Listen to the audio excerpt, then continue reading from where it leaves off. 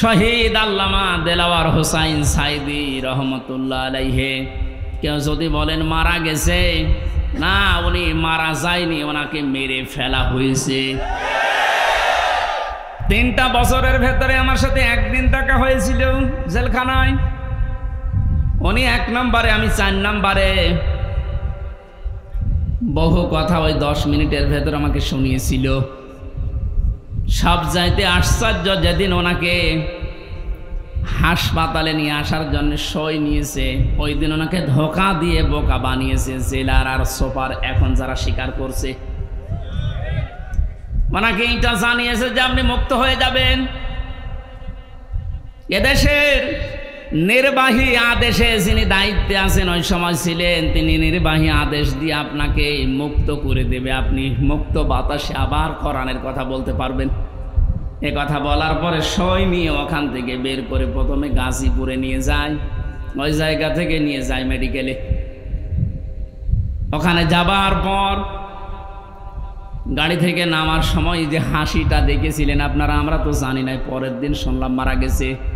এখন ভিডিওতে দেখতে পাচ্ছি যে হাসিটা উনি দিয়েছিলেন, ওনার বিশ্বাস ছিল আমি আবার মুক্ত জীবনে কোরআনের কথা বলতে পারবো। কিন্তু ষড়যন্ত্র করে ওপরের নির্দেশে, বিশেষ করে ডাক্তার নামে কলঙ্ক, আল্লাহর পরে মানুষ যদি কাউকে বিশ্বাস করে থাকে সেটার নাম ডাক্তার।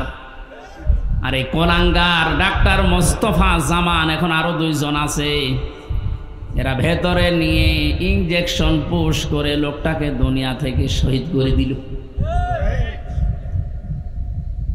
অনেক যদি অসুস্থ হবে, আপনি বাস্তবতায় টের পান না। কোন মানুষকে ওইভাবে অসুস্থ অবস্থায় হাসতে কোনোদিন আপনি দেখেছেন? সুতরাং উনি মারা গিয়েছে কখনো না, আমি বিশ্বাসও করি না, কোনোদিন বলিও না। উনি শাহাদতের মর্যাদা পেয়েছেন, কারণ সারা জীবন ওনার মোনাজাত ছিল আল্লাহুম্মা ইন্নী আসআলুকা শাহাদাতান ফি সাবিলিক। হে আল্লাহ, আমার সাধারণভাবে মরণ দিও না, মরণ দিলে তুমি শাহাদতের মরণ দিও। বহু মানুষকে হাসপাতালে আমি এই জেলখানার গেট দিয়ে বের হয়ে যেতে দেখেছি, জেলের ভেতরেই হয়তো মারা গেছে, কিন্তু নিয়ে যে প্রচার করে যে উনি মারা গেছে চিকিৎসাধীন অবস্থায়, অথচ জেলের ভেতরে মরে যায় অনেকে। এই জন্য আমার প্রতিদিনের তাহাজ্জুদের নামাজের দোয়া এইটাই ছিল, আল্লাহ তুমি আমাকে এইভাবে সাধারণ মরণ দিও না। আল্লাহুম্মা ইন্নী আসআলুকা শাহাদাতান ফি সাবিলিক ওয়াজআল মাউতি ফি বালাদি রাসূলিক। হযরত ওমর এই দোয়া করতেন। এই প্রথম টোকা আমি মাঝে মাঝেই বলেছি, আল্লাহ তুমি যদি মরণ আমাকে দাও তে শাহাদতের মরণ দিও। কোরআনের পাখির সারা জীবনের মোনাজাত ছিল এইটা, আল্লাহ তুমি আমাকে শাহাদতের মরণ দিও। এই জন্য উনি শাহাদতই পেয়েছেন। শাহাদত যারা বরণ করিয়েছে তাদের শাহাদত এখন বরণ করানো লাগবে না, এরা তো আর শাহাদত পাবে না, কারণ জালেমদের ভাগ্যে আল্লাহ শাহাদতে শব্দ দেয়নি। আল্লাহু লা ইয়াহদিল কওমাজ জালিমিন। আল্লাহ পাক বলেন জালেমদেরকে আমি আল্লাহ হেদায়েত দেই না, পথ দেখাই না। সুতরাং যারা জুলুম করে মানুষের জীবন নষ্ট করে দিয়েছেন, সে শাহাদতের মরণ পেয়ে জান্নাতের পাখি হয়ে উড়ে বেড়াচ্ছে, তা আপনি কি করলেন? আপনি তো হেদায়েত থেকে চিরবঞ্চিত হয়ে গেলেন। যার ইশারায় যা করেছিলেন এখন তো সব উলটপালট হয়ে যাচ্ছে। আজকেই সাবেক অবৈধ আইন মন্ত্রী আনিসুল হকের বক্তব্য, আমি যা করেছি এতদিন সব করেছি হাসিনার কথা মতো। ঠেলা সামলা এবার। শুধু এ না, এদেশে যত মানুষ অত্যাচার জুলুম নির্যাতন চালিয়েছে প্রত্যেককে যদি রিমান্ডে আমার সাথে যা করেছে ওইটুকু করে, ও সব সত্য কথা বলবে। মাটির নিচে নিয়েছিল, মাটির নিচে নিয়ে চোখ বাঁধা কালো কাপড় দিয়ে বাঁধা, পেছনে যদি এমনি হাত বাঁধে, হ্যান্ডকাপ ওটা এমনিতে হাত কেটে যায়, পেছনে হাত দিয়ে যদি উপরের দিকে টান টান করে রাখে 11 ঘন্টা। আপনি বলেন সত্য বলেন আর মিথ্যা বলেন, যা বলবে বাবা সব ঠিক আছে। এই জন্য আমি এখন দাবি জানাই, আমার মুখ দিয়ে যারা এরকম উল্টাপাল্টা কথা, আমি তো বলি নাই একটা ওই 11 ঘন্টা দাঁড় করানোর পরও আমি বলি নাই 10 দিন রিমান্ডে আমি একটা কথাও না, আমি এগুলো করি নাই। আপনি আন্দাজে জোর করে বলাবেন। যে অবস্থায় আমাকে নিয়েছিল, আমার তো এখন মনে হচ্ছে ওই মানুষগুলোকে কাউন্টার টেররিজমে যে যার সন্তানগুলো ছিল, আলেমদেরকে যারা সবচাইতে বেশি কষ্ট দিয়েছে, এই মনিরুল, এই হারুন, আসাদুজ্জামান, আব্দুল মান্নান, আতিকুর রহমান, নাম ধরে বলছে এগুলো মানুষ নামে কলঙ্ক। এ মানুষ হয়ে মানুষকে এত কষ্ট দিতে পারে, আমি না দেখলে বিশ্বাস করতাম না। 10টা দিন গেছে আমার 10 বছরের মতো, ঘুম তো নেই, আন্দাজে কষ্ট। আপনি কেন দিলেন? নিজেরাই মাঝে মাঝে বলা করতে, হুজুর কিছু জানে না, আমরাও জানি। টিপ্পনি কাটতো, একে অন্যের সাথে হাসি তামাশা করতো। আমার নামাজ পর্যন্ত 4 ওয়াক্ত পড়তেই দেয়নি, জোহর, আসর, মাগরিব আমি ইশারায় পড়েছি, কারণ আমি জানি না এখন দিন না রাত। এখনো পর্যন্ত জালেমদের পক্ষে যারা সাফাই গাচ্ছেন, আমাদের কি দোষ আপনি এটা পাচ্ছেন না? কোন দোষ যদি দেশের জালেমদের নাও থাকে, শুধুমাত্র আয়না ঘরের বিচার করলো আপনার ফাঁসি হবে। জানেন আয়না ঘর কি? ব্যারিস্টার আজমি, ব্যারিস্টার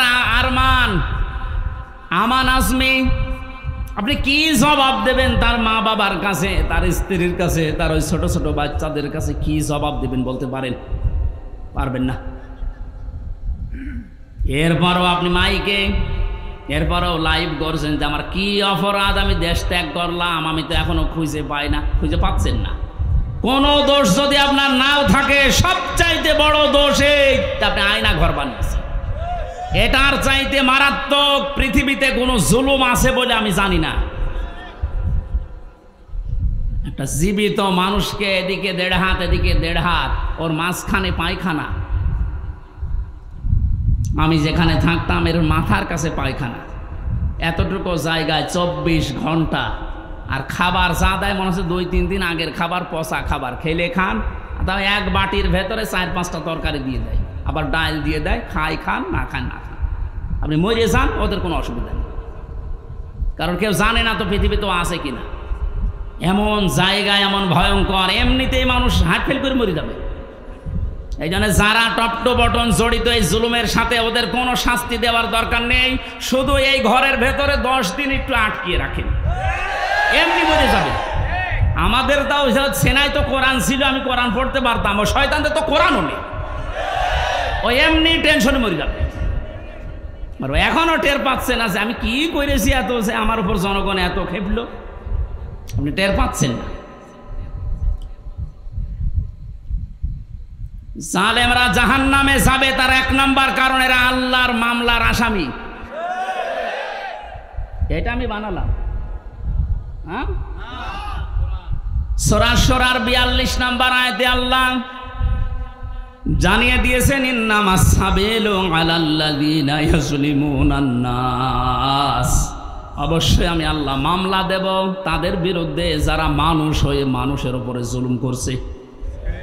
সুতরাং এই 15-17 বছর যারা জুলুম করেছেন, আপনি হামজার মামলার আসামি না হলেও আপনি আল্লাহর মামলার আসামি।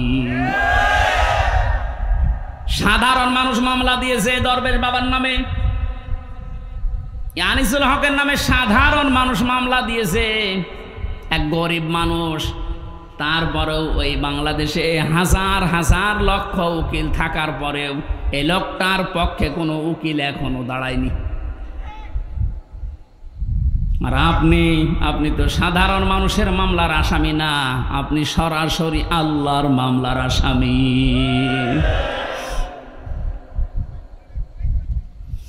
এই জন্য আমাদের সাবধান হওয়া দরকার, এখান থেকে শিক্ষা নিতে হবে।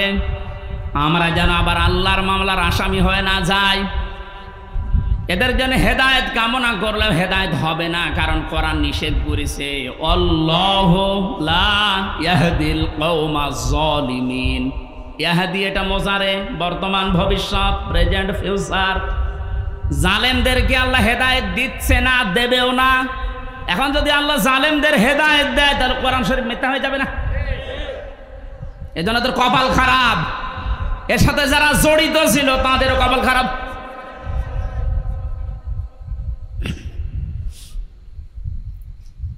ফরিদপুরবাসী বড় ব্যথা নিয়ে কথা বলছি। এই জালেমদের জুলুমের কারণে আমার ছোট মেয়েটা আজ পর্যন্ত আমার চিনে না, আমার কাছেও আসতে চায় না, ভয় পায়। কি করেছিলাম? হ্যাঁ, কোরআন হাদিসের কথাগুলো ওপেন ভাবে বলতাম, গোপন রাখতাম না, এইটাই আমার অপরাধ। এতটুকুর জন্য আপনি 3টা বছর আমার নষ্ট করবেন আর এত কষ্ট আমার দেবেন? এটা ধরে নিয়েছে বসিয়ে তো ছেড়ে দিলেই হয়তো যে এইভাবে বলতে নেই, আমি তো সংশোধন হয়ে যেতাম। ওর 8 মাস 9 মাস বয়সে আমি রেখে এসেছিলাম, 3 বছর পরে এখন ওর বয়স 4 বছর, এখনো পর্যন্ত স্বাভাবিক না, আমার কাছে আসতে চায় না। কেন আপনি কাজ করলেন? কি জবাব দেবেন বলেন তো? এই জন্যই মাওলানা মামুনুল হক এই কথাটা বারবার আমাকে শোনাতেন, জালেমদের বেঈমানদের কোনো জানাজা নেই, জানাজা মানে তাকে সাক্ষী দিয়ে আল্লাহর কাছে পৌঁছিয়ে দে যে ভালো ছিল, এ কথা বলা যাবে? এই জন্য আমরা সাবধান হচ্ছি, আপনাদেরকেও সাবধান করছি। এখনো জুলুমের পক্ষে যদি আপনি স্ট্যাটাস দিয়ে যান, জুলুমের পক্ষে ছাপাই গান, আপনিও জালেম, আপনিও চিহ্নিত। আপনি মারা গেলে আপনার জানাজা পড়া, কবরে দেওয়া জায়েজ নেই, কারণ আপনি এমনিতেও জাহান্নামে যাবেন, অমনিও জাহান্নামে যাবেন। জালেমের জন্য জান্নাত হারাম। কথা বলছেন এখানে? জালেমের জন্য জান্নাত হারাম, মানে জালেম হচ্ছে আল্লাহর মামলার আসামি। এটা ছোটখাটো বিষয় না, অনেক ওজনওয়ালা কথা আল্লাহর। আমরা অনেকেই মনে করি আল্লাহ কি দেখে না? ব্যারিস্টার আরমানের এই কষ্ট কি আল্লাহ দেখে নাই? হাওয়ালা তাহসাবান্নাল্লাহা গাফিলান আম্মা ইয়ামালুজ যালিমুন ইন্নামা ইউআখিরুহুম লিয়াউমিন তাশখাসু ফীহিল আবসার। আল্লাহ পাক বলেন, হে নবী, আপনি কি মনে করেন যে জালেমদের সম্পর্কে আমি কোনো খোঁজ রাখি না? আমি সবচাইতে বেশি খবর রাখি জালেমদের ব্যাপারে। ওদেরকে আমি ছাড় দিয়েছি ওই দিন পর্যন্ত যেদিন চক্ষু উল্টিয়ে যাবে। আজ ঠিক তাই হচ্ছে। জালেমদের সাথে দেশের মানুষেরা এমন আচরণ করেছে, অনেকেই চোখ উল্টিয়ে আটকে উঠছে। হলো কি? বিশেষ করে ঝিনাইদহ কিরণ চেয়ারম্যান, ওরে পিটিয়ে মেরে জালেমকে গাছের সাথে না ওই পিলারের সাথে টাঙিয়ে মরার পরও পিটিয়েছে। দুনিয়া আটকে উঠেছে। যে হচ্ছে কি? আবু সাইদকে যে লোকটা সজ্ঞানে স্বেচ্ছায় গুলি করে হত্যা করেছিল, তার এই জনগণ পিটিয়ে ন্যাংটা করে টাঙিয়ে রেখেছে, তাও উল্টো করে। ইন্নামা ইউআখিরুহুম লিয়াউমিন তাশখাসু ফীহিল আবসার। আমার তো মনে হচ্ছে কোরআনের এই আয়াত এখন খাপের খাপ, মমতাজের বাপ সব মিলে যাচ্ছে। জালেমদেরকে আমি আর একটা স্মরণ করাচ্ছি। এখনো যারা জালেমদের পক্ষে কথা বলেন, যা জালেমদের পক্ষে যারা আছেন তারা সাবধান হন। কোন জালেম যদি টার্গেট নাই কোনো জায়গায় পৌঁছাতে, আমার আল্লাহ বলেন ওকে আমি ছাড় দিতে দিতে এমন জায়গায় পৌঁছাই, ওই সফলতা পাওয়ার আগেই ওর তার আমি কেটে দেই। এটা তাফসীরে তাবারীর ভেতরে আছে, যদিও দুর্বল, তার জন্য শিক্ষার জন্য আমি বলছি। হযরতে হুদ আলাইহিস সালাম দাওয়াতি কাজ করছিলেন, সবচেয়ে বেশি বাধা তাকে দিয়েছিল ওই জামানায় যে লোকটার নাম আমরা শুনি জান্নাত বানিয়েছিল, সাদ্দাত। যখন হযরতে হুদ আলাইহিস সালাম দাওয়াত নিয়ে গেলেন, যে জান্নাতের কথা জাহান্নামের কথা তাকে শোনালেন, আল্লাহর নাফরমান বান্দা ডাক দিয়ে বলে, তুমি আল্লাহর নবী দাবি করো, তোমার আল্লাহর জান্নাত আমার লাগবে না, আমি নিজে জান্নাত বানাবো, তুমি শুধু জান্নাতের আইটেমগুলো বলো যে কি কি পাওয়া যাবে। হযরত হুদ নবীর কাছে সব শুনলেন, যে স্বর্ণের ইট হবে, রূপার ইট হবে, বিশাল সাম্রাজ্য তার, যেখানে যত স্বর্ণ পাওয়া যায়, রূপা পাওয়া যায়, সবগুলো পেয়াদাদেরকে দিয়ে জোগাড় করেছে এক জায়গায়। 22,000 শ্রমিক কাজে লাগিয়েছে। 20 বছর ধরে ধরে জান্নাত মনের মতো করে বানাচ্ছে। হযরত হুদ আলাইহিস সালাম যা যা বলেছিলেন একেবারে ওইভাবে হুবহু বানানোর চেষ্টায় আছে। স্বর্ণের ইট তৈরি করার জন্য তো সোনা লাগবে, যেখানে যা পাওয়া যায় সব নিয়েছে। মুফাসসির লিখেছেন আল্লাহর এক বান্দি বিধবা, বিয়ে হওয়ার পরে স্বামী মারা গেছে, মা বাবা নেই, এতিম। এই মেয়েটার স্বর্ণ ধরে যখন টান দিয়েছে, মেয়েটা তখন মাটিতে গড়াগড়ি দিয়ে কান্নাকাটি করেছিল যে আল্লাহ, আমি একেবারে নিঃস্ব মানুষ, আমার স্বামী নেই, মা বাবা নেই, আমার শেষ সম্বলটুকু কেড়ে নিয়ে যে জালেম তার স্বপ্ন পূরণ করার জন্য ইচ্ছা পোষণ করেছে, তার এই স্বপ্নের জান্নাতে তুমি তাকে পৌঁছাতে দিও না। এ দোয়াটা করেছিল ওই বিধবা, ওই মজলুম মহিলা। আল্লাহ রাব্বুল আলামিন বলেন পৃথিবীতে 3 জনের দোয়া সঙ্গে সঙ্গে কবুল হয়ে যায়, কোনো পর্দা থাকে না, তার ভেতরে একজন মাজলুম। এ যদি সত্যিই মন থেকে কিছু বলে, আল্লাহ পাক ওটা সঙ্গে সঙ্গে আরশে তুলে নেয়। এটার প্রমাণ এ হারুন। আমি রিমান্ডে থাকাকালীন জেলখানায় ছিলাম প্রথম 2 মাস ওই ছোট হুজুরের সাথে, যে রফিকুল ইসলাম মাদানি। আমার রাতের বেলা কেঁদে কেঁদে বলতো রিমান্ডে নিয়ে আমার ওই যে কি ঢাকার হাতির ঝিল, রাত 12:30টা 1টার দিকে ওখানে নিয়ে গিয়ে সম্পূর্ণ উলঙ্গ করে আমার ছবি তুলে হাতের ভেতরে সিগারেট লাগিয়ে বলতো খান, আমরা ছবি তুলবো, এইটা ছেড়ে দিয়ে জনগণকে জানাবো যে হুজুর এরকম 2 নাম্বার। আজকেই দেখলাম বলছিল যে আমি ওই দিনই আল্লাহর কাছে ওই মাজলুম অবস্থায় আকাশের দিকে তাকিয়ে দোয়া করেছিলাম, মাবুদ, জীবনে যদি কিছুই তোমার দরবারে ভালো না লাগে, কবুল না হয়, আজকের যে দৃশ্য, আমার শরীরে এক টুকরা পোশাকও নেই, তুমি দেখতে পাচ্ছ। আমি একটা যুবক মানুষ, আমার অনেকে মনে করি ছোট মানুষ, পিসকি মানুষ না, ওর বয়স এখন 27-30 বছর, কারণ ওই সময় ছিল 27 জেলখানায় 3 বছর, 30 বছর বয়স। 30 বছর বয়সের মানুষ কি ছোট? কথা বলেন। দোয়া করেছিল, মাবুদ তুমি আমার এই দোয়াটা কবুল করো, মাজলুম অবস্থায় তুমি তো মোনাজাত ফেরত দাও না। এই হারুন, এই টিভি হারুনের কারণে আজ আমার এই অবস্থা। ও নাকি অর্ডার দিয়ে দিয়ে আমার এটা করাচ্ছে। জিজ্ঞাসা করেছে যে অফিসার করেছিল, এসআই স্যার আপনি সত্যি করে বলেন তো, আমার যে হাল করলেন, এ নাজেহাল অবস্থা, হারুন স্যার কি জানে? ওরা হাসি দিয়ে বলেছে হারুন স্যার জানে মানে ওই করাচ্ছে। সঙ্গে সঙ্গে ওই সময় দোয়া করেছিল, মাবুদ তুমি ওকেও আমার মতো এরকম কিছু দেখায়ও। দেখিয়েছেন আল্লাহ জনগণের সামনে, আমার আল্লাহ এই পৃথিবীতেই দেখিয়ে দিয়েছে কিভাবে লজ্জা স্থান মানুষকে দেখাচ্ছে এই শয়তান। আমার একজন দেখিয়ে বলছে, হুজুর এই দেখেন কারবার। আমি নাউজুবিল্লাহ আস্তাগফিরুল্লাহ, কি ও কয়েকদিন পরে স্ট্যাটাস দিয়েছিল আমি বাইরে যেতে পারি না, বাইরে গেলেই মানুষ বলে 3 ইঞ্চি। কি একটা অপমান! মাত্র কয়েক সেকেন্ডের ভিডিও ফাঁস হয়ে ও সব হারিয়েছে।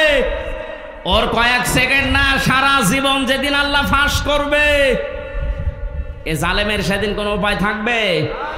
টাকলা মোরাদের মাত্র 6 মিনিট 8 সেকেন্ড। এ কি ওর নাম? মাহিয়া, মাহিনা কি নাম? এই মহিলার সাথে একটা অডিও রেকর্ড ফাঁস হয়েছিল মাত্র 6 মিনিট 8 সেকেন্ডের। ও সব গেছে। আমার তো মনে হয় এই জালেমদের দরে যারা ছিল এই দেশে, ওদের সহযোগী যারা, এদের হাজার হাজার ভিডিও অডিও রেকর্ড জমা হয়ে আছে। সাংবাদিক ইলিয়াস এখন মাঝে মাঝে ছাড়তেছে। আল্লাহ তার ফেরেশতাদের দিয়ে যেটা রেকর্ড করে রেখেছে অডিও ভিডিও, কিয়ামতের ময়দানে কোটি কোটি মানুষের সামনে ওগুলো আল্লাহ ছাড়বে। 30 সেকেন্ডের ভিডিও যদি 3 ইঞ্চি নাম শোনো, এই 50 বছরের ভিডিও আল্লাহ যেদিন ছেড়ে দেবে পুরাটা, মুখ দেখাতে পারবো না। শেষ পর্যন্ত এই মহিলার দোয়া আল্লাহ এমন ভাবে কবুল করেছিলেন, জান্নাত বানানো কমপ্লিট শেষ করার পরে ডাক দিয়েছে, এত সিকিউরিটি দিয়ে সাজিয়েছে, একটা পিপিলিকা পর্যন্ত প্রবেশ করার কোনো কায়দা নেই। জান্নাতের গেটে যাবার পরে দেখে একজন ফকির বসে আছে। ফকির ডাক দিয়ে বলে, বাদশাহ আমার সাথে কিছু কথা বলা লাগবে আপনার। রেগে বলছে, তুমি কে, এখানে আসলে কি করে? এখানে তো কোনো মানুষ আসার অনুমতি নেই, কথা যদি বলাই লাগে পরে বলবা, আমি আগে জান্নাত দেখে আসি। ফকির ডাক দিয়ে কানের কাছে মুখ নিয়ে বলছে, বাদশাহ আমি কিন্তু দুনিয়ার সাধারণ ফকির না, আমি আজরাইল। মাথাটা একটু কাত করো ঘোড়া থেকে, আমি কথাটা বলে চলে যাব। কানের কাছে মুখ নিয়ে বলছে, আমি এসেছি তোমার জান কবজ করার জন্য, রেডি হও। ওই সময় বলেছিল, ফেরেশতা একটু সময় দাও, আমি শুধু জান্নাতটা ঘুরি, এখানে আসার পরে আমার জানটা নিয়ে নিও। ফেরেশতা ওই সময় বলেছে, কখনোই না। ইযা জাআ আজালুহুম লা ইস্তাখিরুনা সাআতান ওয়া লা ইস্তাকদিমুন। আল্লাহ পাক বলেন, এই পৃথিবীতে যখন যার সময় এসে যাবে, 1 সেকেন্ড আগেও তার মরণ হবে না, 1 সেকেন্ড পরেও মরণ হবে না। নির্ধারিত সময় লোকটাকে আল্লাহ বিদায় দিয়ে দেবে। এরপরেও ঘোড়ার পা থেকে জান্নাত পর্যন্ত পৌঁছাতে ও সর্বাত্মক চেষ্টা চালিয়েছিল। আল্লাহর ফেরেশতা ঘোড়া থেকে পা জান্নাতের যে বানানো জান্নাত ওর চৌকাঠ পর্যন্ত স্পর্শ করার আগেই জান কবজ করে ফেলেছে। মুফাসসিরে আয়াতে আর তাফসীর করতে গিয়ে তিনি কয়েকটা কারণ দিয়েছেন কেন জান্নাতে প্রবেশ করতে পারলো না ওর বানানো। 1 নম্বরে আমি প্রায় এখানে 26টা কারণ পড়েছিলাম, সবগুলো আমার মনেও নেই, কয়েকটা বলছি। প্রথম নাম্বারে কারণ হচ্ছে ওই যে মজলুম মহিলা, যার শেষ সম্বলটুকু কেড়ে জালেম তার স্বপ্ন পূরণ করার জন্য চেষ্টা করেছিল, ওই মহিলার দোয়া আল্লাহ কবুল করে নিয়েছিলেন। রব্বুল আলামিন আমার শেষ সম্বলটুকু যে কেড়ে নিল, ওই জালেম যেন তার বানানো স্বপ্নে প্রবেশ করতে না পারে। আজও হাজার হাজার আবু সাইদ মুগ্ধ, আবু রায়হান সহ কত মানুষের মার বাবা রাতের বেলা চোখের পানি ছেড়ে দিয়ে দোয়া করেছে, আল্লাহ আমার বুকটা যে খালি করে দিল, তাকে তুমি জমিনে জায়গা দিও না। নবীজির কথা 100 ভাগ সত্য কিনা বলেন তো? উনি যে বলেছিলেন মজলুমের দোয়া আল্লাহ ফেরত দেয় না, আবু সাইদের মায়ের দোয়া আল্লাহ ফেরত দিয়েছে। বাংলার জমিনে আল্লাহ জায়গা দেয়নি, 1 ইঞ্চি জায়গা তার জন্য এখন আর বৈধ না। যত মামলা এখন শুরু হয়েছে, এভাবে যদি চলতে থাকে 8-10 দিন, আশ্রয় যেখানে নিয়েছে, যারা সুশীল সমাজ আছে দাবি করছে, ওরা বলছে ওই দেশেও তার আর জায়গা দেবে না, ওখান থেকেও বিদায় দিতে বাধ্য হবে।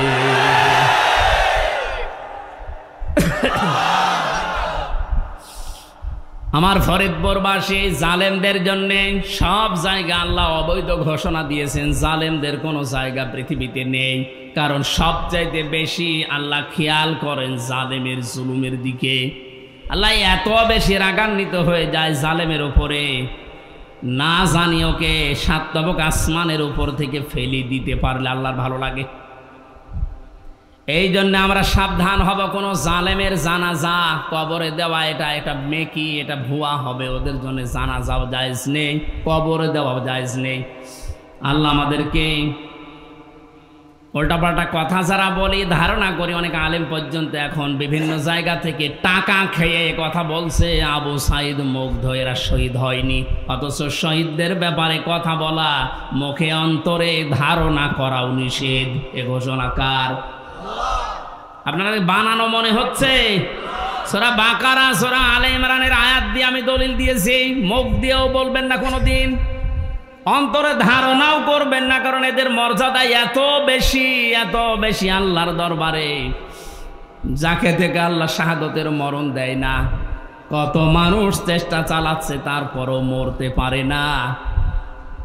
ওয়ালিয়ালামাল্লাহুল্লাযীনা আমানু ওয়া ইয়াত্তাখিযা মিনকুম শুহাদা আল্লাহু লা ইউহিব্বুজ জালিমিন।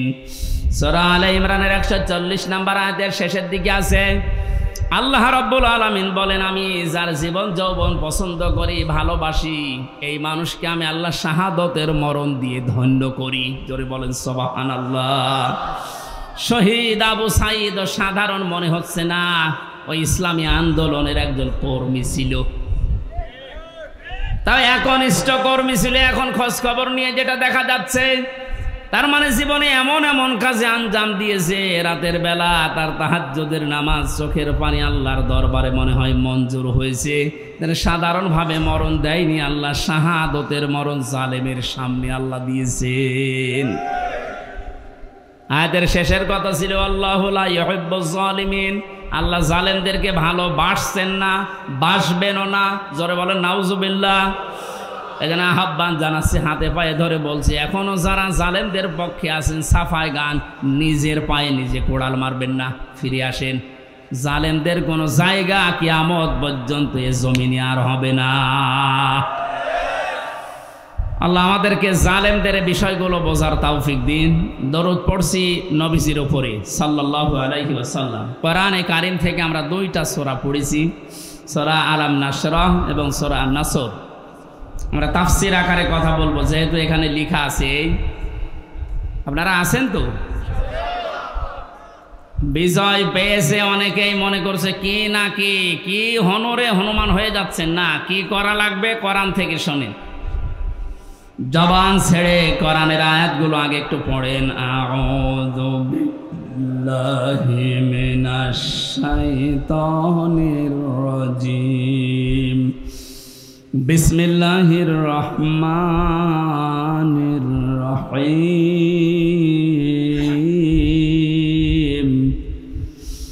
ইযা জাআ নাসরুল্লাহি ওয়াল ফাth ওয়া রাআইতান নাসা ইয়াদখুলুনা ফি দীনিল্লাহি আফওয়াজা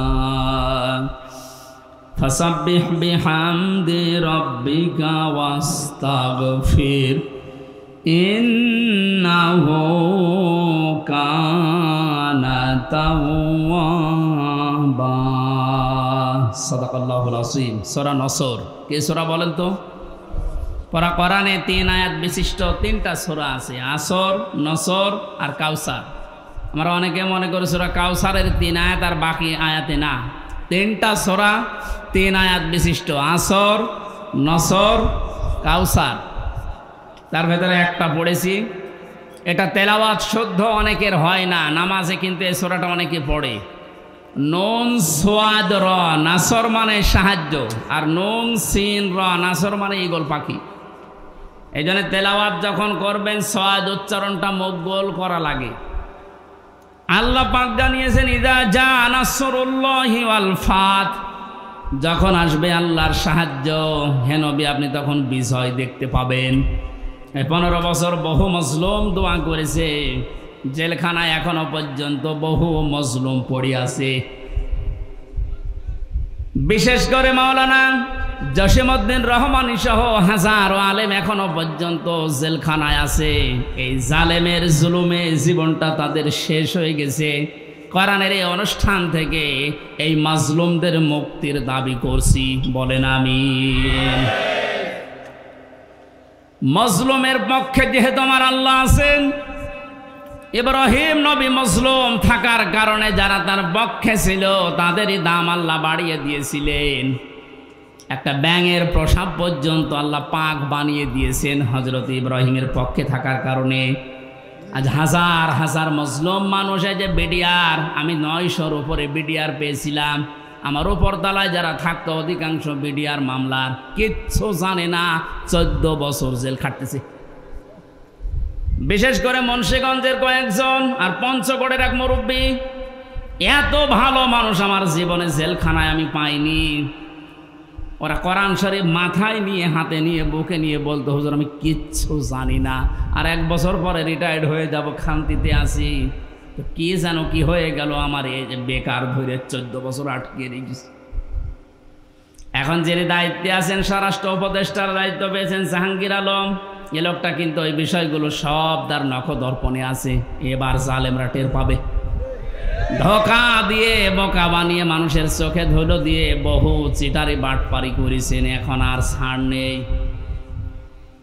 আমরা এখান থেকে আহ্বান জানাচ্ছি, যারা দায়িত্বে আছেন বিচার ব্যবস্থায়, বিচার বিভাগে, খুব তাড়াতাড়ি এই বিডিআর মামলায় যারা আছে, বিনা কারণে যারা বছরের পর 14 বছর জেলখানায় আছে, কিচ্ছু জানে না, ওদেরকে আমার মনে হয় শাস্তি দিলেও খুব বেশি হলো 7 বছর দেওয়া যেত।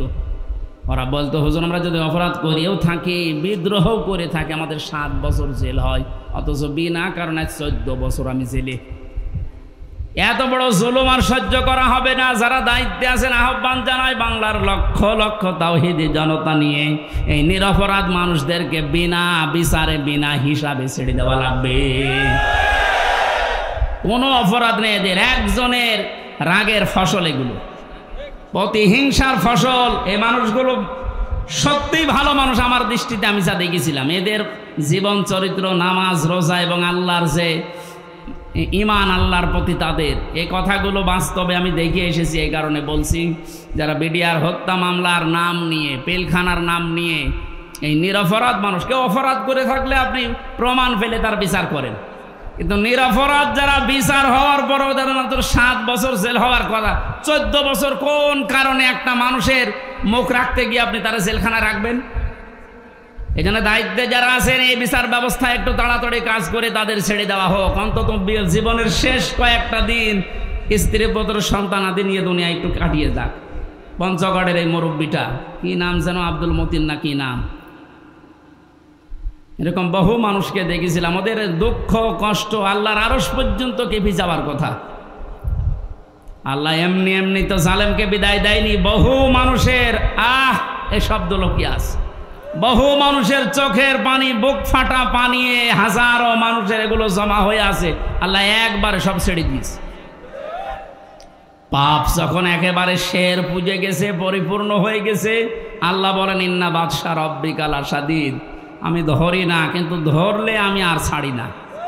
আল্লাহ যখন ধরেছে আর কিন্তু ছাড় নেই, কারণ এখন আল্লাহর সাহায্য এসে গেছে, বিজয় আমরা এখন দেখতে পাচ্ছি। আয়াতের পরবর্তী আয়াতটা এখন আমরা দেখতে চাই। অরাইতান নাস ইয়াদখুলুনা ফি দীনিল্লাহ, হে নবী আপনি যখন দেখবেন আল্লাহর সাহায্য চলে এসেছে, তখন বিজয় দেখতে পাবেন। দলে দলে মানুষ ইসলামে প্রবেশ করছে।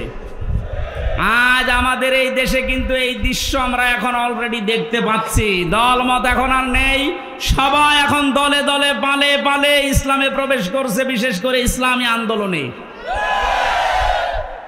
এই যে শব্দটা কি ছিল, ফি দীনিল্লাহ, দিন কার? আল্লাহর দিনের ভেতরে। দিন কার? দিন আমাদের। কথা বলেন, দিন মুহাম্মদ রাসূলুল্লাহর। কার দিন? আমরা কি না, আমরা দিনের খাদেম, আমরা দিনের মালিক না, আমরা দিনের কি খাদেম, কামলা, জন, মনীষ, লেবার যাই বলেন, আমরা কেউ দিনের মালিক না। সুতরাং দিনের ভেতরে যারা প্রবেশ করছেন তাদেরকে ওয়েলকাম জানাচ্ছি, কারণ দিনের মালিক কে বলেন তো? আমরা কি খাদেম, বলেন কি কামলা, খাদেম, লেবার। আমি এই যে আজকের মাহফিলের যিনি আমার ডান পাশে আছে, অধ্যাপক নজরুল ইসলামের বাবা, উনি যদি বলে এই জমিনটা আমার মতো 10 জন মানুষকে বলছে আপনারা ধান লাগান, বিকাল 5টায় আপনাদের বেতন দিয়ে দেব। বিকাল 5টা পর্যন্ত আমরা ধান লাগাচ্ছি, আর 10 মিনিট বাকি আছে। কয় মিনিট? হ্যাঁ ছেলে বসো, 10 মিনিট পরে বিকালে আমাদের বেতন দিয়ে দেবে। হঠাৎ 10 মিনিট আগেই দেখি এসেছে মোটরসাইকেল নিয়ে, আর সবার হাতে সোনার ছেলেদের এখন যা বের হচ্ছে ওইটা। বিভিন্ন বিশ্ববিদ্যালয়, কলেজ এবং বিভিন্ন জায়গা থেকে সোনার ছেলেরা যা ব্যবহার করতো, এটা এখন বের হচ্ছে না। দিনাজপুরের হাসে দানিশ কলেজ থেকে কয়েকদিন আগে পেয়েছে, আজকে পেয়েছে ইসলামী বিশ্ববিদ্যালয় কুষ্টিয়া থেকে। সোনার ছেলেরা কলম ব্যবহার করতো 1.5 হাত। এইরকম কলম নিয়ে 8-10 জন মস্তান মোটর সাইকেলে এসে বলছে এই ধান আর লাগানো যাবে না, ধান এখন আমরা তুলে ফেলবো। এখন জমির মালিক তো উনি নেই, আমরা 8-10 জন যারা ধান লাগিয়েছি কামলা খাদেম, আমরা যদি বলি ভাই আপনারা ধান তুলবেন তোলেন, কিন্তু আর 10 মিনিট পরে তোলেন, কারণ আমরা বেতন নিয়ে নেই। 10 মিনিট না হলে উনি বেতন দেবে না, কারণ এই জমিনও আমাদের না, ধানও আমাদের না। আপনারা তুলে ফেলবেন, আমরা সহ দরকার হয় তুলবো, কিন্তু 10 মিনিট পর। কথা বলেন না কেন? এই 10 মিনিটের আগে যদি আপনারা মাস্তানি করেন, তর্কাতর্কি হবে, কথা কাটাকাটি হবে, রক্তপাত হতে পারে, এমনকি যদি মেরে ফেলা লাগে মেরেও ফেলবো, কারণ আমার বেতন দরকার। এই কথার সাথে আপনারা একমত আছেন না? সহজভাবে যেভাবে বুঝলেন যে হ্যাঁ এটা ঠিক, আমার বেতন লাগবে, বিকাল 5টা মানে জীবনের শেষ দিন। কথা বলেন না কেন? এ জমিন কার? দিন কার? আমরা কি? আমরা ধান লাগাতে আসি এ জমিনে দিন প্রতিষ্ঠার জন্য জান মাল বাজি রেখে মাথার ঘাম পায়ে ফেলে চেষ্টা চালিয়ে যাচ্ছি কি করে দিন কায়েম করা যায়। এখন বিকাল 5টা মানে জীবনের শেষ দিন। এদিন আসার আগে যদি কেউ বাধা দিতে আসেন, তর্কাতর্কি হবে, কথা কাটাকাটি হবে, রক্তপাত হবে। এই 17 বছর যা হচ্ছে, এখনো যদি বাধা আসে, যদি মেরে ফেলা লাগে, মেরে ফেলতে আমাদের কোনো বাধা নেই, কারণ আমার বেতন দরকার, আর আমার বেতনের নাম জান্নাত। এক কথা বলেন। এদেশে যারা সত্যি দিন কায়েমের বিরুদ্ধে অবস্থান নিয়েছে, তার ভেতরে 1 নম্বরে আমার মনে হয় এই অবৈধ বিচারপতি নামে যেটা মানিক, ওর নাম নিতেও আমার ঘৃণা হয়। এ মানুষ নামে একটা যার সন্তান। কে বলেছে ওটার মানুষ? ও কথা বললে ইসলামের বিরুদ্ধে বলে। আর আমরা সূরা নূন কলমের ভেতরে জানি যারা অবৈধ সন্তান পৃথিবীতে, যারা যার সন্তান, ওরা কথা বললেই কোরআনের বিরুদ্ধে কথা বলবে। এর কথাবার্তা শোনেন না? আরো টাটকা কিছু শয়তান আছে। আমরা কিন্তু বিকাল 5টা পর্যন্ত এ জমিনে ধান লাগাবো, বাধা দিতে আসলে কিন্তু এখন আর কথা কাটাকাটি না, তর্কাতর্কি না, রক্তপাত না, এখন বিদায় করে দেব। কারণ আমি বেতন এখনো পাইনি। বলেন, বেতন পেয়ে গেলে আমার অসুবিধা নেই, দিন এ জমিনে কায়েম করতেই হবে, এটা ফরজ না, এটা চেষ্টা করা ফরজ। চেষ্টা করে যাব, হলে ভালো, না হলো আমার কোনো লস নেই, আমার বেতন আছে। এখন এতক্ষণ তো কামলাদের কথা বললাম, লেবারের কথা। যিনি মালিক বসে আছে, উনি যদি এসে দেখে যা সব ধান তুলে ফেললো, উনি কিছু বলছে না, তার মানে উনি দুর্বল। এই কারণে মনে মনে চিন্তা করবেন যে উনি হয়তো এখন কিছু বলছে না, পেছনে ওনার কোনো উদ্দেশ্য আছে। যেই দিন ধরবে গোপনে, বাপ বলার সময় দেবে না। এ জমিনে আজ 53 বছর চেষ্টা চালিয়েছে অনেকে, আল্লাহর খাদেমেরা, আল্লাহর গোলামেরা, কিন্তু পারছে না। আল্লাহর সৃষ্টির ভেতরে যারা অবৈধ সৃষ্টি, তারা চেষ্টা চালিয়ে চালিয়ে নস্যাৎ করে দিচ্ছে বারবার। আমার কুষ্টিয়ার এক গাদ্দার আছে, ওর নাম নিতে আমি ঘৃণা করে, যেন ওর নাম নেই না। কথা বললে দেখবেন ইসলামী আন্দোলনের বিরুদ্ধে কথা বলে, কথা বললে একামতে দিনের যারা দায়িত্বে আছে এদের বিরুদ্ধে কথা বলে, কোনো কথা নেই। অথচ ও যদি আমার সাথেও ভোটে দাঁড়ায়, মনে হয় 10 বার ফেল করবে। খয়রাতি নৌকা নিয়ে পাশ করেছিল কয়েকবার, ধরাকে সরা জ্ঞান করে, এখন ইন্দোরের গর্ত খুঁজে পাচ্ছে না। আমার মনে হয় যে অবস্থা কুষ্টিয়ার, ওরে যদি জনগণ পায়, কুকুরের মতো পিটিয়ে মেরে ফেলবে।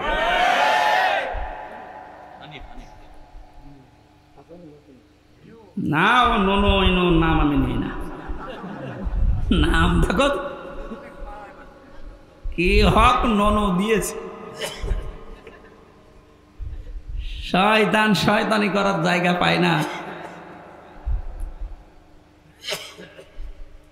আর একজন বরিশালের আছে, এবার আর একটা শয়তান, কি মনন না কি নাম জানি, মনন না মেনন। মাত্র 4 দিন আগে এদের স্বাধীন হওয়ার, এই 5 তারিখে স্বাধীন হলো না, 4 দিন আগে শয়তানগুলো উঠে পড়ে লেগেছিল একটা জনগণের সেন্টিমেন্ট অন্যদিকে নজর ঘুরিয়ে দিতেছে। এ দেশের ইসলামপন্থী যারা, তাদেরকে নিষিদ্ধ করে দাও। আল্লাহ চিরতরে ওদের নিষিদ্ধ করে দিয়েছে। যেন যুগে যুগে যারা জালেম আসবে তারা যেন শিক্ষা নেয়। ফেরাউনকে আল্লাহ এমনি সটকি দিয়ে রাখে নাই। আল্লাহ বলেন ওকে সটকি দিয়ে রাখলাম এই কারণে যুগে যুগে যারা স্বৈরাচার আসবে তারা যেন ওর লাশ দেখে শিক্ষা নেয়। সুতরাং আজও যারা জালেম তাদের অবস্থান এই 5 তারিখের পর থেকে যা হয়েছে, এখনো যদি আপনার পরিবর্তন না আসে, শিক্ষা না নেন, আমার মনে হয় আজরাইল আসার আগে আপনার আর পরিবর্তন নেই। সুতরাং আমাদের মালিক যিনি, উনি তো জমির মালিক ছিলেন। আমাদের এই জমিনের মালিক কে বলেন তো? উনি এখনো আছে না নেই? আমরা তো কামলাদেরই এই অবস্থা, খাদেমদের এই অবস্থা। যিনি মালিক আছে উনি কিন্তু দেখছে যে 53 বছরে আমার জমিনে দিন কায়েম হতে দিল না কারা। হয়তো উনি সরাসরি কিছু বলছে না, গোপনে যেদিন ধরবে না বাপ বলারও সময় পাবেন না। দাড়ি কেটে পালাতে গিয়ে পালাতে পারে না। এতে কত বড় শয়তান! আমি তো মাঝে মাঝে ওর দিকে এখন তাকিয়ে বলছি, আল্লাহ এই শয়তান আমি তো দেখিনি, যদি দেখতাম এই নমরের দিকে মনে হচ্ছে শয়তান, যদি দেখতাম এরকম নাম নিয়েছে আবার দরবেশ বাবা। দরবেশই যদি এই হয় তাহলে যেগুলো ক্লিন সেফ ওগুলো চরিত্র কত খারাপ আপনি বলেন। দরবেশই যদি এই করে, ওর দাড়ি কাটার পরে চিহ্ন দেখে মনে হচ্ছে যে একটা নমো না, কে যেন ডিম মেরেছিল। ডিম না, ওরা আরো কিছু মারা দরকার। ওর ডিম ওই জায়গায় না, বিভিন্ন জায়গায় ডিম দেওয়া দরকার। ওই শয়তানরা আমরা যখন আলেমদেরকে, বিশেষ করে মাওলানা মামুনুল হক, মাওলানা সাকাওয়াত হোসেন রাজি, আমির হামজা, এই রফিকুল ইসলাম মাদানী, হারুন ইজহার, এই আলেমদেরকে যখন এই দড়ি বেঁধে, মাজায় দড়ি দিত, হাতে হ্যান্ডকাপ দিত, পায়ে ডান্ডা বেড়ি দিত, এগুলো দিয়ে যখন আদালতে তুলতো, ওরা ওই পাশ থেকে টিপ্পনি কাট, ঠিকই হচ্ছে, এখন ডিম খাও। আমরাও এখন বলবো তো ঠিকই হচ্ছে।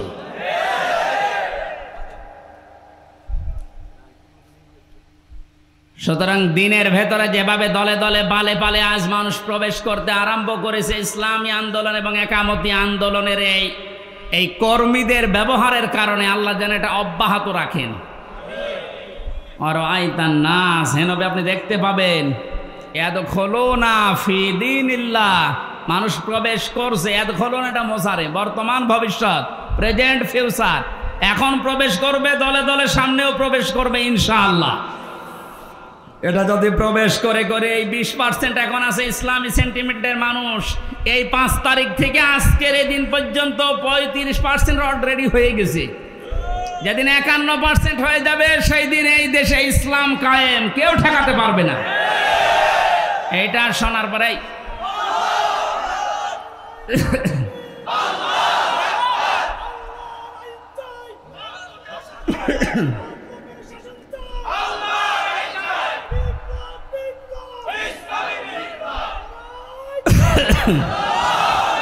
এই দৃশ্য দেখে অনেক জালেমের এখন গাত্রদাহ কিন্তু অলরেডি আরম্ভ হয়ে গেছে। ওরা তলে তলে ষড়যন্ত্র করছে, না অন্য কেউ আসুক, ইসলাম যেন দেশে না আসে। কিন্তু বাংলার জনগণ যেভাবে জুলুমের শিকার হয়েছিল, এরা কিন্তু অলরেডি বুঝে ফেলেছে যে ইসলাম ছাড়া মুক্তির আর কোনো পথ আমাদের নেই। ইসলামের হাতে যদি দেশটা তুলে দেওয়া যায়, যার যে অধিকার, যে ধর্মের লোক হোক, তার অধিকার সে ফিরে পাবে। এক কথা বলেন না কেন? অতীতের ইতিহাসগুলো আমরা পড়েছি, দেখেছি, এইটাই পেয়েছি, এটা আমরা সামনেও দেখতে চাই। কারণ এই 53 বছর বিভিন্ন মানুষ এই দেশটা চালিয়েছে, আমরা দেখলাম। কথা বলেন না কেন? বাবা চালিয়েছিল, স্বামী চালিয়েছে, কারো কারো চাচাও চালিয়েছে, বউ চালিয়েছিল, ভাবি চালিয়েছিল। এখন শুধু দেখতে বাকি আছে যে এই কোরআন দিয়ে দেশ চললে কেমন দেখা যায়।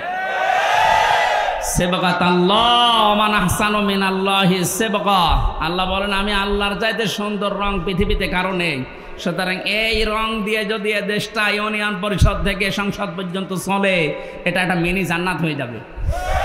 মুসাফির অবস্থায় আছি, মাজলুম অবস্থায় এখনো আছি, এখনো মাজলুম নেই, কারণ এই জেলা আমার জন্য নিষিদ্ধ ছিল, আল্লাহ ওপেন করে দিয়েছে। এখন আর মাজলুম নেই। যারা বাধা দিত ওই জালেমরা, এখন ওই শয়তানরা আমাদের কাছে অনুমতি নিয়ে কাজ করছে। কুষ্টিয়া সহ বাংলাদেশের 64 জেলাতে ইসলামপন্থীদেরকে আজ যারা জালেমের সহযোগী ছিল তারা ডাক দিয়ে দিয়ে বলছে, হুজুর কি করা লাগবে বলে। কেন 2 দিন আগে যে উল্টাপাল্টা কথা বলতে আল্লাহর ভুল ধরতো, এইটাও আমি পেয়েছি, অথচ মুসলমান। আমি কয়েকজনের নাম বললে বলতে পারতাম, আমার মামলার যে আয়ু এই লোকটার বাড়ি মাদারীপুরে, আসলেই ও মাদারি। এই শয়তানটা আল্লাহর ভুল ধরতো, বলতো আল্লাহর এই কাজ করা ঠিক হয়নি। ওর ইমান আছে? আর ও মরে গেলে ওর জানাজা কিসের, ওর কবরে কিসের, ওটা পুড়িয়ে ফেলা লাগবে। ওর নাম মিজানুর রহমান, তাতে কি? নাম তো সুন্দর নাম নিয়েছে, অথচ কাজ পুরা উল্টা। আমি আমারটা বলছি কারণ আমারটা আমি ভালো জানি। আমারে ধরার পরে আমার বাবার কাছে বলেছে 10 লাখ টাকা দেন, নাইতো মামলা দেবো 50টা। মনে হচ্ছে মামলাও বানাবে। কি বিচার চলছিল দেখেন তো। আর প্রতিদিন টিভির সামনে শয়তান বসে বসে বলতো আমি একটা ন্যায় বিচার কায়েম করছি। কিসের ন্যায় বিচার?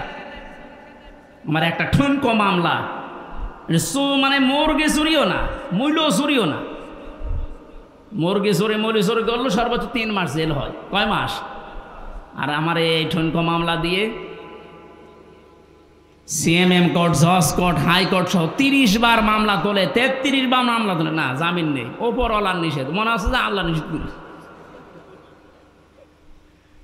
হাইকোর্টের একটা বিচারপতি যদি বলে আমার কিচ্ছু করার নেই, তোর ওই চেয়ারে বসার সাথে ভ্যান চালানো ভালো না, এরকম অবস্থায় বানিয়ে রেখেছিল প্রত্যেকটি জায়গায়। আর সব মুখ খুলছে।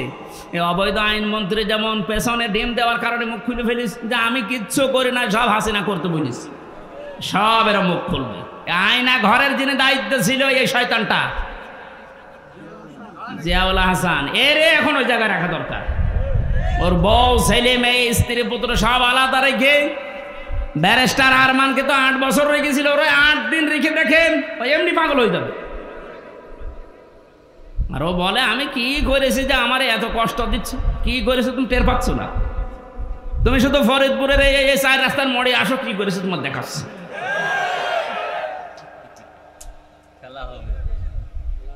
খেলা হবে, সে খেলা পালিয়েছে। এ কথাটা বলার কারণ হচ্ছে অনেকে এখনো ষড়যন্ত্র করবে, যে জানছে যে এভাবে 20% ইসলামী মানুষ ছিল এই দেশে, 96% যদিও মুসলমান, কিন্তু ইসলাম কায়েম করা লাগবে এরকম পক্ষে ছিল মাত্র 100 জনের 20 জন। এই 5 তারিখ থেকে আজকের এই দিন পর্যন্ত জরিপ বেরিয়েছে 35 জন হয়ে গেছে। যদি আর একটু এভাবে যেতে যেতে 51 হয়ে যায়, এ দেশে ইসলাম কায়েম ঠেকাবে কার বাবার শক্তি আছে বলো? এখন জালেমরা এ কথা, এই দৃশ্য দেখে বসে থাকবে? ওরাও চেষ্টা চালাচ্ছে, চেষ্টা চালিয়েও ব্যর্থ হচ্ছে বারবার। এখন আবার হিন্দুদের লাগিয়েছে, পারবে না, কোনো চেষ্টা সফল হবে না। কারণ এ দেশের বিজয় আল্লাহ, শুধু ছাত্রদের নাম বলছি, শুধু ছাত্রদের না, হাজার হাজার মজলুমের চোখের পানি এই বিদায়ের পেছনে লুকিয়ে আছে। আল্লাহ তুমি যেহেতু ঘোষণায় দিয়েছো যে ফি দীনিল্লাহি আফওয়াজা, দলে দলে মানুষ প্রবেশ করবে, তোমার সাহায্য যখন এসেছে, বিজয় যখন আমরা দেখতেই পেলাম, অন্তত দলে দলে তোমার বান্দাদেরকে ইসলামে তুমি প্রবেশ করাও। ফাসাব্বিহ বিহামদি রাব্বিকা ওয়াস্তাগফির, আল্লাহ বলেন এখন তোমাদের কাজ কি হবে? যখন দেখবে যে দলে দলে মানুষ প্রবেশ করছে, তখন কাজ হবে আল্লাহর হামদ করা, প্রশংসা করা। হামদ কি? আজ এই হামদ শব্দটা নিয়ে ভেজাল আছে। বাংলাদেশ, ভারত, পাকিস্তানের বিভিন্ন জায়গায় আল্লাহর হামদের নামে যত রকমের শিরিক বেদাত হচ্ছে, এর নাম হামদ না। জিকির একটা প্রশংসা না, হামদ না। এই হামদকে নিয়ে আজ হাজারো মানুষ শিরিক বেদাতের ভেতরে লিপ্ত হয়ে গেছে, এ জেলাতেও আছে। সুতরাং আপনাদেরকে আমরা আহ্বান জানাবো, আল্লাহর হামদ যেভাবে করা লাগে প্রশংসা, ঠিক ওইভাবে করেন। আল্লাহর আইন প্রশংসা করা, এটা আল্লাহর সবচাইতে বড় হামদ। কথা বলুন। এর ভেতরে 500 আইন আছে। কয়টা? এটা যদি এদেশে প্রতিষ্ঠিত হয়ে যায়, আল্লাহর হামদ তখন কার্যকর হবে। আস্তাগফির, ইস্তেগফার করা লাগবে। ইস্তেগফার আর তাওবা এক জিনিস নয়। কেউ যদি সব সময় শুধু আস্তাগফিরুল্লাহ আস্তাগফিরুল্লাহ আস্তাগফিরুল্লাহ পড়তে পারে, তাহলে তার টেনশন আল্লাহ নিজের থেকে দূর করে দেয়। এই আমলটা আমি সহ যারা এসেছি জারি রাখবো, সব সময় যেখানে থাকবেন সব সময় আস্তাগফিরুল্লাহ আস্তাগফিরুল্লাহ মনে মনে জোরে জোরে পড়েন। আর তাওবা এটা আলাদা জিনিস। তাওবা যদি সত্যিই কেউ করে, ওর পেছনের অপরাধ আল্লাহ শুধু মাফ করে না, পুরা জায়গাটা আল্লাহ ফাঁকা করে দিয়ে নেকি দিয়ে ভরাট করে দেয়। এই জন্য ইন্নাহু কানা তাওয়াবা, অবশ্যই আল্লাহ তাওবা কবুলকারী। আমরা এই বিজয় পেয়ে, এই সাহায্য পেয়ে আমরা যেন উশৃঙ্খল হয়ে না যাই।